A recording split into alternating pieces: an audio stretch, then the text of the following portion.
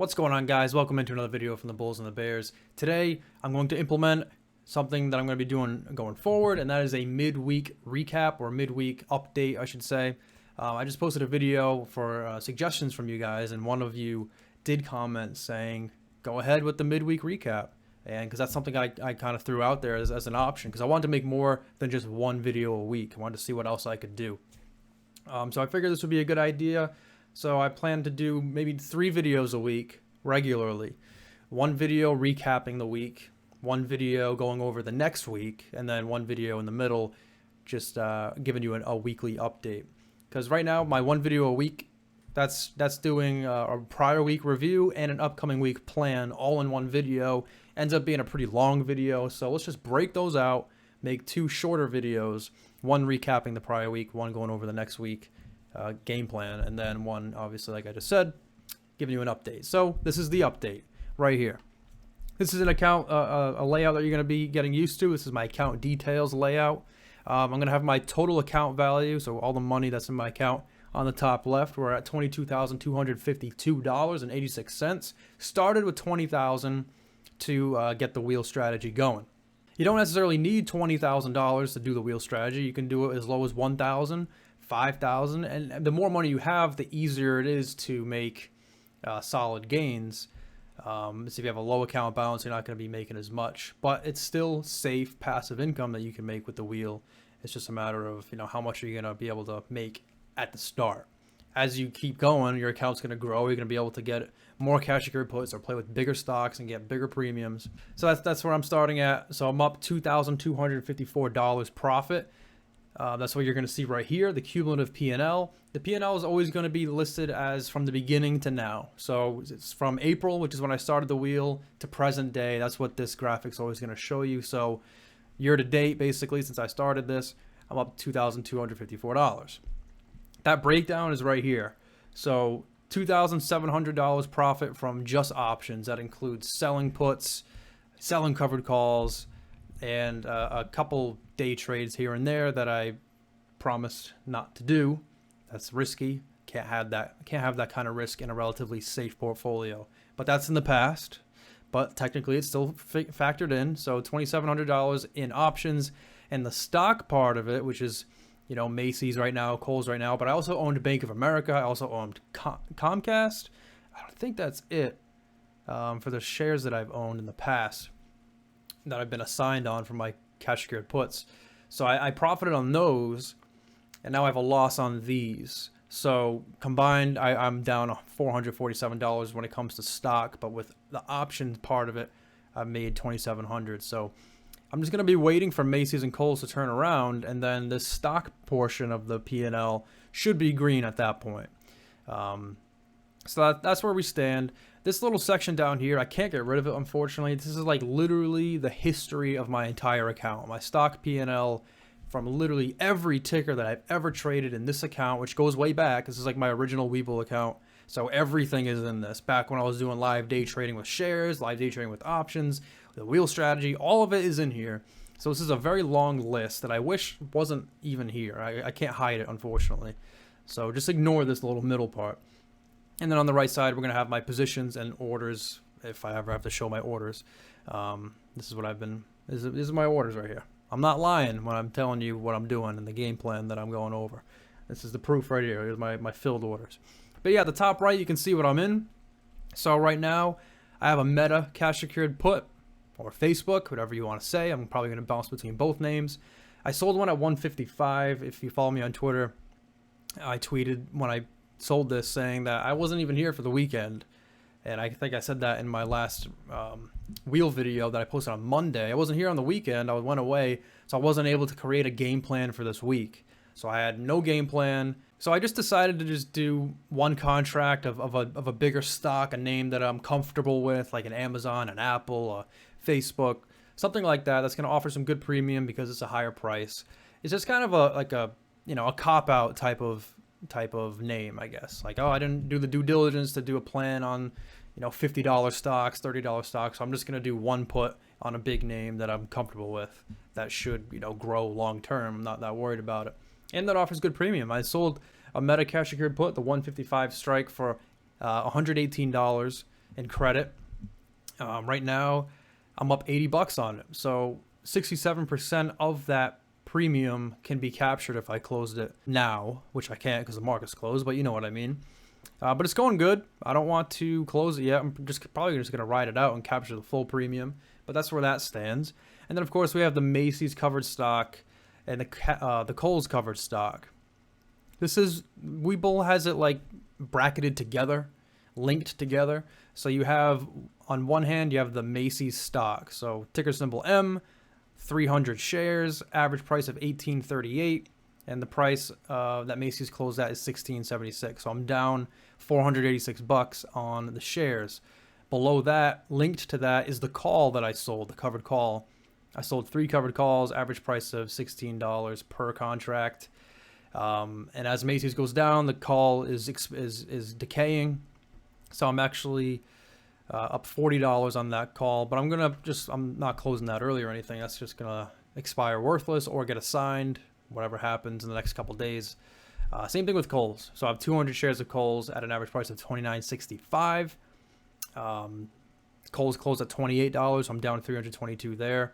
I sold 2 calls on it at the $31 strike, got $27 a piece, up $43 on that. But again, letting that expire worthless. So, which is probably going to happen. So I'm going to make, what's that, like $48 on Macy's and $54 on Kohl's for the calls. So collect that premium, keep it for myself, and do it again next week is what's going to happen. So that's that. This is the layout I'm probably going to start with every update video, and then I'm just going to go over the positions that I'm in and any trades I had done in the meantime, which in this case I didn't do any new trades. I didn't open anything new. Everything I was on Monday, and that was it. That's all I've done. So we can check Meta here. This is the chart, the weekly chart actually of Meta. This is the weekly chart. I have a trend line here that I drew a little while ago. I actually forgot about it. So this is the weekly chart, goes back to 2018. You can see an ascending trend line on Meta, and we're actually at it right now. We went below it, went above it, went below it, went above it. So we're kind of sitting here, finding some support there. Let's see if I can throw on some moving averages to get a little bit more of a picture here. Actually, the moving average is already here. There they are. So the 200 and the 50. The 50 is the blue, the 200 is the purple. So we're below both of them, which isn't great. But I think this is a solid area of support. If I go to the daily chart, you can see we've been around 170, 155 for over a month, or about a month right now. I sold the 155 strike noted by the dotted yellow line. That's the strike price. I just need Meta to stay above that by the end of day Friday. And right now we are $8, over $8 away from it. It's essentially the bottom of this little channel that it's got going on here. So it's the support of the past month.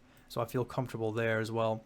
And yeah, we had a good rally today. It was bad pre-market from negative CPI numbers, but we rallied intraday for the most part. So that's why my Meta cash secured post is looking good. Hoping to ride it out Thursday, Friday for the full $118 premium there. Now, what we really got to look at is Macy's and Kohl's. I mean, Macy's just continues to die. We broke the most recent low, which I was hoping would be support at like 1683. And if I zoom out, it ain't looking pretty. The next really zone of support would kind of be down here, like this big area, demand zone going back to 2021, and we're in it already. So maybe we'll find some support down here in this zone between $16 and $17. So I'm hoping so. My average price is the blue line.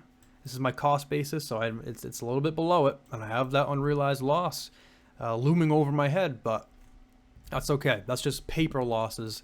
We're just going to hold this thing and sell calls and collect dividends until either it turns around completely or our average price just continues to drop and get closer to the current price.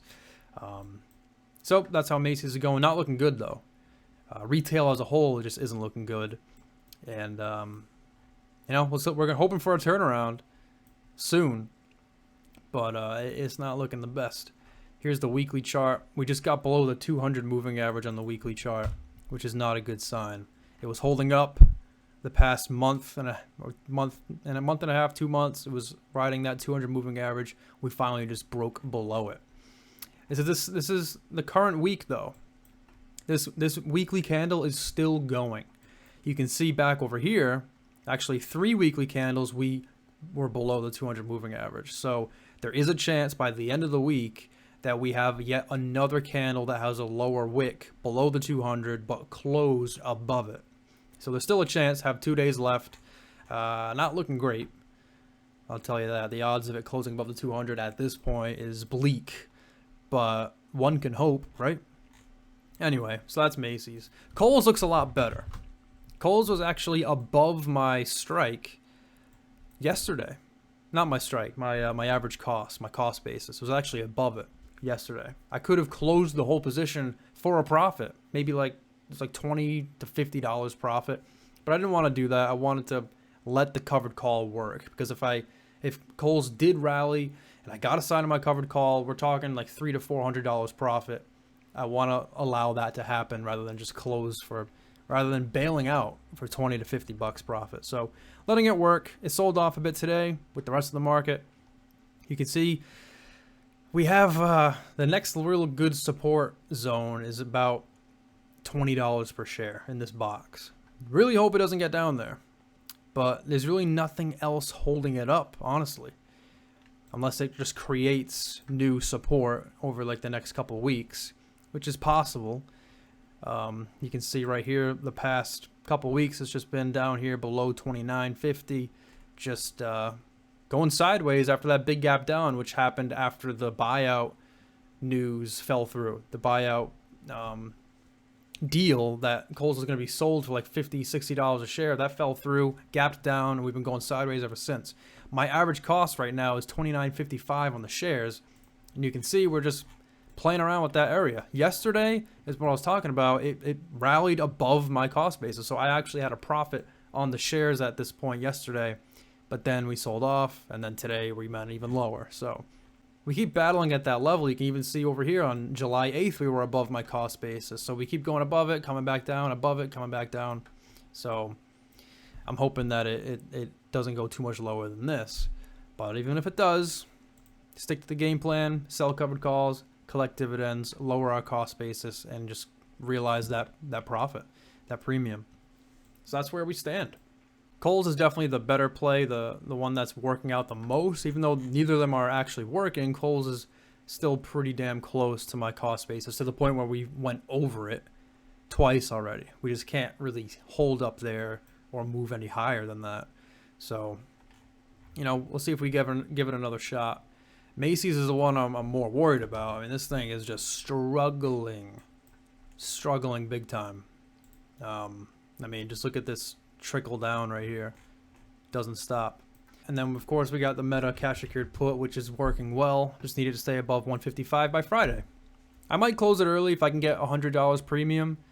The 100% gain would be $118. If I get up to $100 profit, I might just cut it there early, but we'll see. I'll come back to you guys with a video this weekend. Either Friday or Saturday is when I'll do a video recapping the week, and then either Saturday or Sunday I'll do a video with my game plan for the next week. So that's going to be the 3 videos that I'm going to try to be posting weekly. So in addition, I'll try to sneak in some like educational videos some of you guys requested, like supply and demand talk, more wheel strategy videos, stuff like that. I forgot all the comments, but I'll be trickling in some of those videos here and there. But at the very least, I should be doing 3 videos a week. And here was the first one, the first update, midweek update video. And that's that. So there we stand. A little bit of a drawdown here as I battle with Macy's and Kohl's, but overall we are still up on the account over $2,000 in about 3 months. So I'll take it. Just need Macy's and Kohl's to turn around. So that's it, guys. Thank you for watching. If you enjoyed, hit the like button, leave a comment down below, subscribe for more content, and I'll see you all next time.